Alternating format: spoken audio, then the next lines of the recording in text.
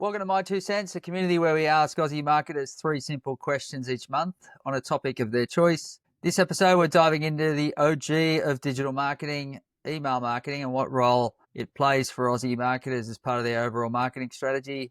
For this topic, I'm bringing in a couple of experts. I'm your host, Chris Jowsey, Fractional CMO at Nugget Digital. My co-host, Denise Rainey, fellow fractional CMO with Rainy Day Digital. And we're joined today with a special guest, Zach King. Welcome, Zach. Thanks, Chris. Thanks, Denise. Thanks for having me on. I'm pumped.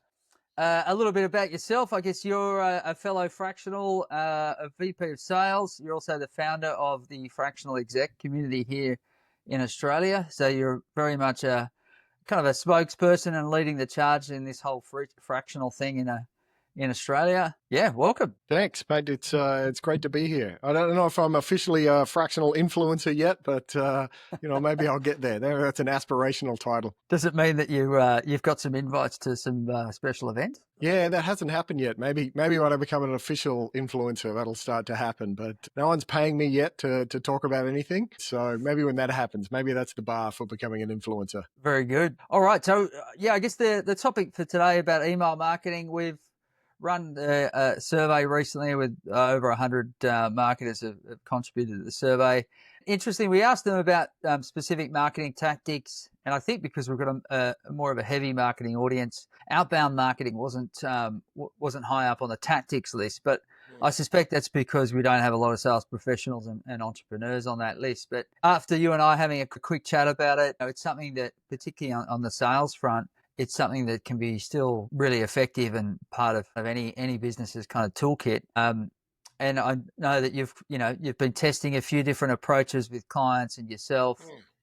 So that was kind of a big part of today is kind of getting your 2 cents on it and taking us through it. Yeah, I think, as much as we all get a little bit overwhelmed sometimes by the inbox and how much email comes flooding in, the reality is it's free and everybody reads it. Every CEO reads their emails, senior decision level makers, they all read their emails. And so it's just a question of getting that messaging right, positioning it well. I'm probably a bad proponent, but if I just have a look here, I currently have 100 read emails in my Gmail. So, I'm not saying I read every email, but I'm definitely in there a lot. So if you get it right, it can have really, really positive impacts. Zach, you're going to take us through a couple of slides. I guess you've got an approach here that you've worked through with clients and some of your own activity. Yeah, definitely. So, probably related to that, 100,000 unread emails that I just showed. We're currently entering an age where it's getting easier and easier for AI to generate emails, and particularly outbound emails. We're seeing an explosion of that. But the reality is most of it is slop. The phrase AI slop gets bandied around a lot, and most of it's terrible.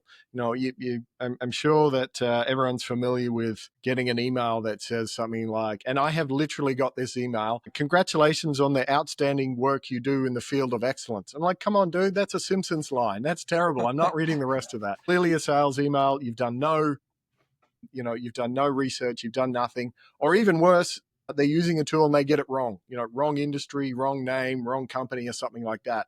As soon as you do something like that, you're dead in the water and the email doesn't get read. So this approach that I really like to use is called Show Me You Know Me, is developed by a sales gun in the States called Sam McKenna.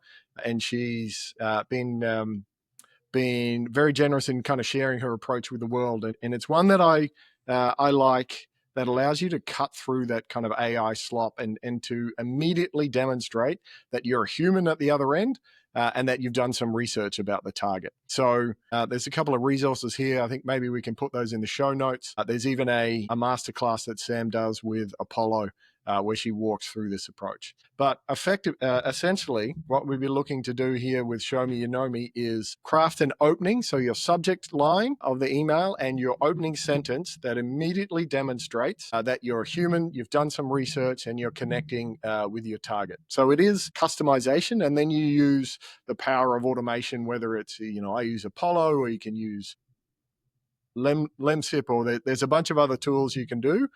But getting that initial cut through, so you've got 3 seconds when they look at it, and then another 6 seconds when they read the first sentence. They're like, okay, this looks interesting, and then you'll kind of you'll come through. So it means you've got to do some research. It means you've got to kind of dig into that person and find that human connection. But then you've got to transition to, whatever your value prop is. And so this is the structure of what a Show Me You Know Me sequence might look like. And obviously it's horses for courses. If I was targeting tradies or builders, I'm not going to do LinkedIn and email because they're never reading those. I'd be doing something on the phone. So it's all about picking the right channel. But if you've determined that someone is, perhaps a knowledge worker at their desk, they're spending a lot of time in email, then something like this sequence might be a good fit. So this basic structure is the one that I use quite often for B2B. It's 3 emails and a LinkedIn request, and I do it using a tool called Apollo. The first email has a manual element, as we touched on, and so we'll dive into what that looks like exactly in a second. And then the second email, the LinkedIn connection request, and the third kind of email, all of this will happen over a kind of a time of 2 weeks, but everything after the first email is actually automated. So it allows you, this is a way to kind of get the best of a combination of personalization, but to do it at scale, which is the holy grail. Okay, so let's have a little bit of a look at what that might look like. So this is an example of some work I did targeting a CEO who was perhaps a little bit shy of the limelight. And hadn't given many interviews. In fact, I could in my research, only found he'd given 2 interviews in the last 6 years. But one of them was that he was more curious than ever at 53. And that line kind of struck out with me. So that was my lead. The subject line for this email was, more curious than ever at 53, winning at life. And I managed to wrap that in with my own experience. Unfortunately, my experience with being a startup founder at 49 was wildly unsuccessful. But again, a little bit of a self-flagellation in there, I think, in the Australian market goes really well. And then wrapped it into why I was working with this current company. And you can see in the timing there, this is a CEO of a $100 million company. He replied in 3 minutes. So in that sequence, the most highly performing stages of this sequence are usually the first email and then the last email, because it's that trigger to, I've been meaning to respond. I wanted to find out more, but I got busy. And so you do get quite a few on that last email. So some examples here that are provided, and again, this is from Sam's wonderful Show Me You Know Me masterclass playbook that we shared earlier. And these are some example kind of subject lines. So Dave Phillips and LinkedIn and Sam Sales. Dave Phillips is a mutual contact, somebody that they both know who said they should come and work together. They're from LinkedIn. And Sam Sales, that's Sam McKenna talking about what she does. Where these ones start to get really interesting, I think, is, dog lover, gelato, affordable CRM.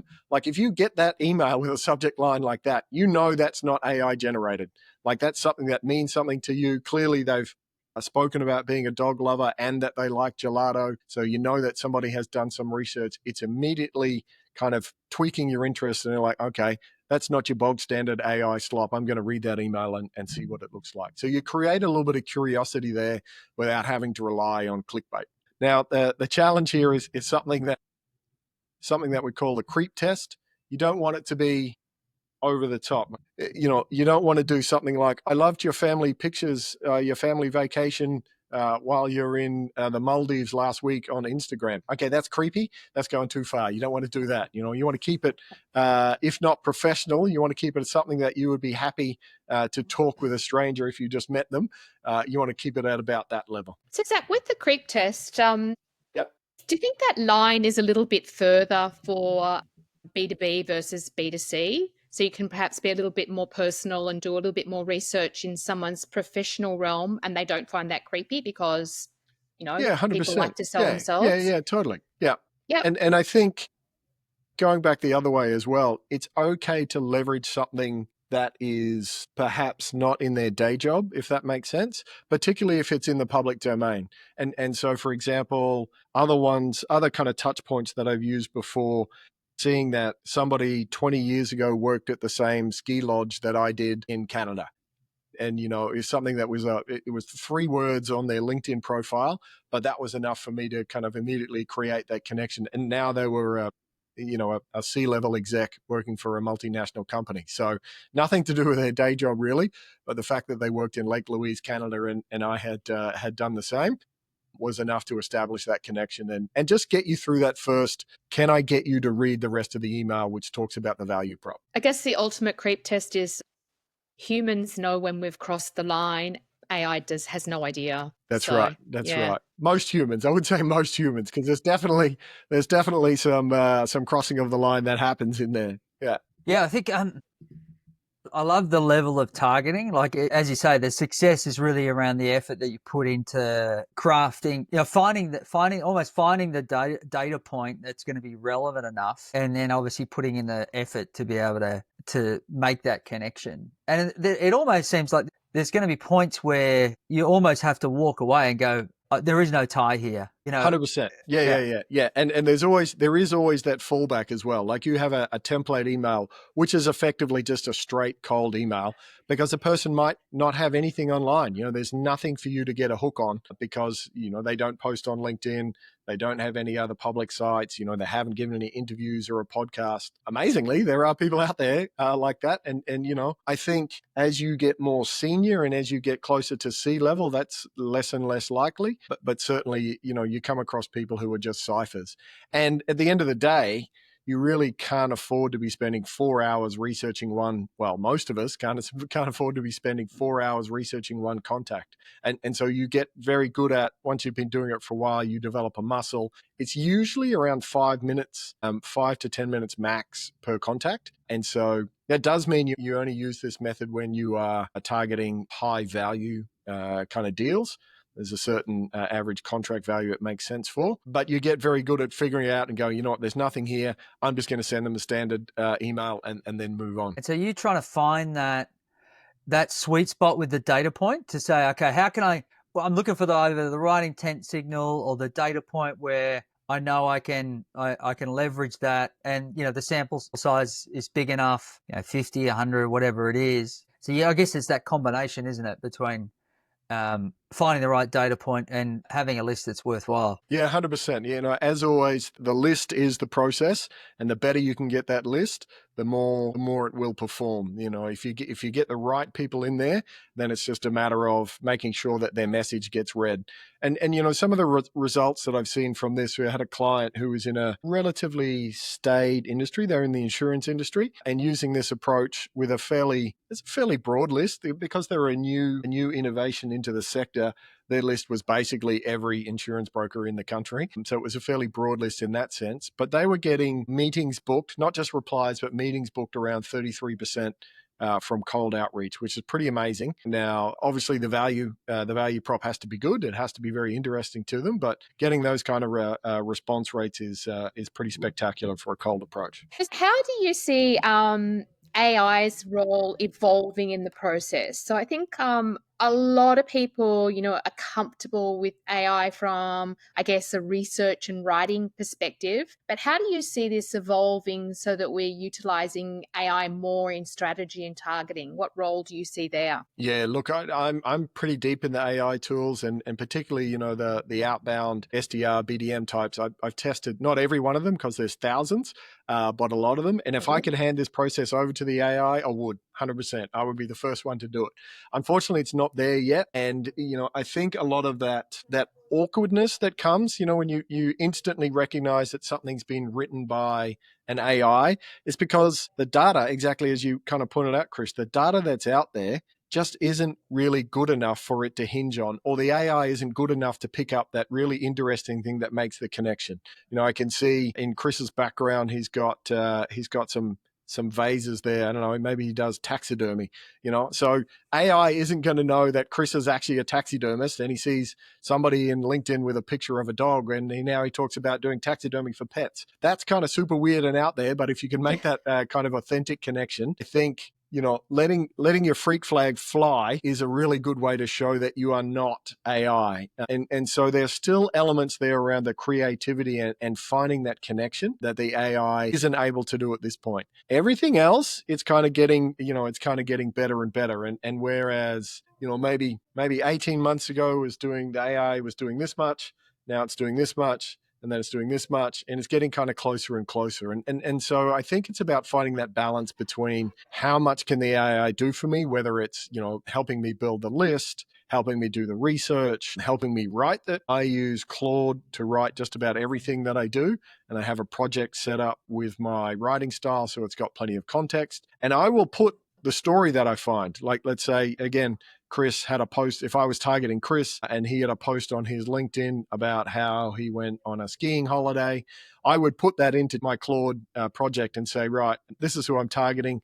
This is what they've done. Here's the show me, you know me cheat sheet. What are some potential avenues that I could go in and help it to do some idea generation. And then I would pick what worked and kind of go that way. So I think it's AI is nibbling at all of the different areas. And obviously a tool like Apollo is using AI to do the automation and the follow-up, so you don't need to worry about that. So it's about finding that balance between here's the personalization at scale, and I can do it quickly enough that that it makes sense. Yeah, the value piece is interesting. As you say, like a lot of the effort is getting that connection and kind of opening the door on that first email. And then, I think a lot of people would struggle with the follow-up. A lot of them may just follow up with, hey, did you see my first email? Or, hey, did you see my second email? And they're not really providing a lot of value. But I think I saw in your slide, the second one, you've really got to make sure that you're following up with value. It can't just be a simple follow up. I'm here, and can you respond? Yeah, 100%. The messaging is, as always, so important, and it's got to be the focus on the value prop. So, what can it do for your customer? What is the reason that they are buying it? It's not your features, it's not your tech stack, it's not your price, unless that's something that's super interesting. It's what value are they going to get from it, and really communicating that very, very quickly. And I think not making it too wordy as well. Like anything more than 3 paragraphs, and you're dead in the water. And there's a fairly well understood concept that a CEO email is 1 paragraph or 1 sentence with no pleasantries, hardly any punctuation, because that's how busy they are, right? But they read it and they'll respond. So if you talk in that language and you match their language, you have much greater chance of success than if you're writing and if I can use the term on this podcast, if it's not a marketing email, if it's something that's direct and to the point and very personalized for them, you got a better chance of success. Zach, what are the typical KPIs that you're using to measure your success? Yeah, so the standard things you'd be looking at here would be response rates, but then you track it further than that. So the initial one is, how many people are responding, how many positive response, how many meetings booked, and then ultimately how many deals are closed. And we use all of that to kind of gauge various parts of the campaign. How many people are reading your email? That's the show me, you know me approach. Are you getting through? Are they opening it? Are they having a look? Now, in this day and age when there's a lot of privacy blockers and ad blockers and tracker blockers, it's very hard to get accurate information. Talking to people who are a lot better at this game than I am, the rough estimate is it's only about 50-60% accurate. So whatever your kind of tool that you're using, reporting back on open rates and things like that, that's probably underquoting the real number significantly, but that's the best that we've got at the moment. Positive response rates will be probably indicative of your value prop. So if it's not a good offer, if it's not the right value prop, maybe it's something to do with the list, you're not targeting the right people. That'll give you some information about that piece. And then how many deals you close. Obviously, that's the ultimate one because we're trying to do business here. That will be how successful your campaign is, which is taking into account everything that's gone into it. So on the back of those kind of KPIs, I'm guessing that you're doing a lot of testing. So a lot of the tools that you use will allow you to do things like A/B testing of subject lines. And so, in this approach, that's obviously critical. It's a bit hard because you're not using the same subject line, so you can't really do A/B testing for a show me, you know me approach. So it's really an N of one. Like you're throwing it out there to see what sticks. As you kind of get more used to doing this approach, you will start to develop formulas of your own. I mentioned before the one that I had used where I worked at the same ski lodge in Canada. I tend to use that quite often. Like if I see somebody has made a post about, they like skiing or they've been skiing, particularly if it's in North America, then that's an easy connect for me. So you start to develop these little formulas, if you like, to roll out. It's still a personal connection, but you start to figure out what works. And then it just gets quicker as you go through, like any muscle that you practice with. the more you do it, the better you get at it. Yeah, I was going to, I guess in that vein as well, should a lot of people, particularly when they're starting out, expect that, you're going to fail early, or there's chances are that, your earlier approaches are going to fail. I guess where are the critical points, I guess, of failure? And I'd imagine a lot of this, as you say, is around building that muscle and giving yourself time and saying, look, we need to kind of keep iterating on this over time. We can't necessarily expect it's going to work from day dot. Yeah, totally. And I think, one of the first things that you learn in sales is every no is a step closer to a yes. And broadly speaking, industry response rates for cold email are around 2.5%. So, for every, and that's not a meeting booked, that's just to get a response to your email. You got to set 100 to get 2 emails back that said yes. Maybe one will say yes, maybe one will say no. So anything you can do to improve on that is a step forward. But that still means you've got to send numbers, and you absolutely have to be prepared for the fact that most of these aren't going to work, in the sense that you're not going to get a deal from every email that you send out. And again, that's just something that gets easier. If you think about it from a process point of view, then you need to think about it in terms of discipline, and consistency will always outperform a super dialed in system. You just got to front up day in, day out, and make sure you put the numbers in to get the results that you're looking for, which is ultimately about business, whether it's meetings or deals or whatever that looks like. You just need to be prepared that you need to put the work in. What do you think are the biggest challenges that most people face in adopting this kind of approach? A lot of people, particularly if you're new to it, I guess it depends on the organization, but if you're new to kind of doing cold outbound like this, can be, and exactly to the point that Chris had just then, it can be quite disheartening that sometimes it feels like you're shouting into the void. And, particularly when you're doing personal research and you genuinely believe that, you have a solution or a product that can be helpful, you just have to get used to throwing it out there. So the first one's always the hardest. So generally when I'm, if I'm working with a client and walking them through this, I'll usually get everybody in the team to do 1 or 2 so they get in the practice of doing it and actually hitting send live, while we're on usually in a group training session. So like most things, once you've done the first one, it gets easier from there. And then it's just a question of, putting that time in your calendar, booking it in, and making sure you get through those numbers. All right. I think we've covered a fair bit of ground. I think we Is there have. anything we haven't touched on, Zach, that you want to leave us with? I don't think so. I think we've raced across a lot of ground there. So hopefully there's something in it for people who are listening. And if we can include a couple of those links to the Show Me You Know Me content, there's a lot of great free content that people can access there. And good luck. Fantastic. And if they're looking for help from a sales perspective, or to learn more about what's happening in this whole fractional space, where should they go? Yeah, totally. You can look me up. I'm pretty active on LinkedIn. I've got the community website at thefractionalexec.com.au. Always happy to have a chat about go-to-market work if a company's looking to scale, or if you are considering fractional work, then come and see me and I'll show you what's inside the community. Fantastic. All right, Zach. Appreciate it. Thanks for joining. Chris, Denise, thanks for having me on. Pleasure. Cheers, mate. Bye.